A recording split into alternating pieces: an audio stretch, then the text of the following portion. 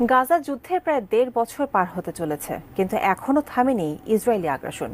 যুদ্ধবিরতির মধ্যে চুক্তি ভঙ্গ করে ফিলিস্তিনিদের ওপর আবারও হামলা চালিয়েছে ইসরায়েল। কিন্তু এখন সেই ইহুদি গোষ্ঠীর প্রধান ট্রাম্পের অপকর্মের অংশীদার বেনিয়ামিন নেতানিয়াহু নিজ দেশের সুপ্রিম কোর্টে ঠাঁই না পেয়ে সম্মুখীন হলেন বড় ধাক্কার। বিস্তারিত শিহাব ইসলামের ডেস্ক রিপোর্টে।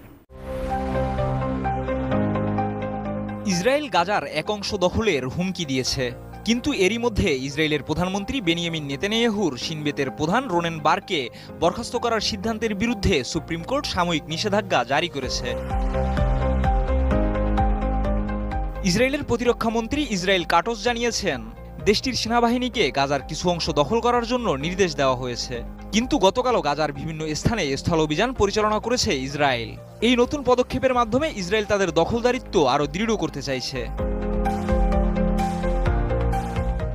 ৭ অক্টোবর ইসরায়েলের ভূখণ্ডে হামাসের হামলার যে গোয়েন্দা ত্রুটি ছিল তা নিয়ে চলছিল বিতর্ক।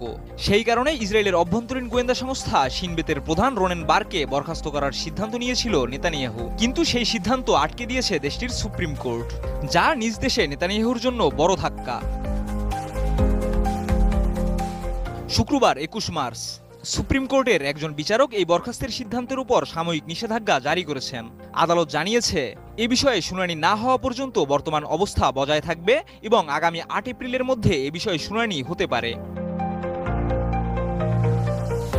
ইসরায়েলের বিরোধী রাজনীতিক ও কয়েকটি গোষ্ঠী শিনবেতের প্রধান রোনেন বারকে বরখাস্ত করার সরকারি আদেশকে চ্যালেঞ্জ জানিয়ে সর্বোচ্চ আদালতে পিটিশন দাখিল করেছেন। এর আগেও ইসরায়েলি মন্ত্রিসভা রোনেন বারের বরখাস্তের সিদ্ধান্ত গ্রহণ করেছিল। এছাড়া ইসরায়েলি অ্যাটর্নি জেনারেল গালি বাহরাব মিয়ারা বলেছেন, প্রধানমন্ত্রী বেনিয়ামিন নেতানিয়াহু এখনই শিনবেতের নতুন প্রধান নিয়োগ করতে পারবেন না। আদালতের এই নিষেধাজ্ঞার পর শিনবেতের প্রধানের পদে পরিবর্তন আনার জন্য কোনো পদক্ষেপ নেওয়ার উপর নিষেধাজ্ঞা থাকবে। ইসরায়েলি সরকারের নতুন পদক্ষেপ এবং আদালতের সাময়িক নিষেধাজ্ঞার পরিপ্রেক্ষিতে দেশটির রাজনৈতিক পরিস্থিতি আরও জটিল হয়ে উঠেছে। গাজার দখল নিয়ে নতুন উত্তেজনা এবং শিনবেতের প্রধানের বরখাস্তের বিষয়টি বিশ্ব রাজনৈতিক অঙ্গনে আরও আলোচনার জন্ম দিয়েছে, যা বর্তমান সময়ে নেতানিয়াহুর জন্য একটি বড় ব্যর্থতার প্রমাণ। শিহাব ইসলাম, এটিএন নিউজ।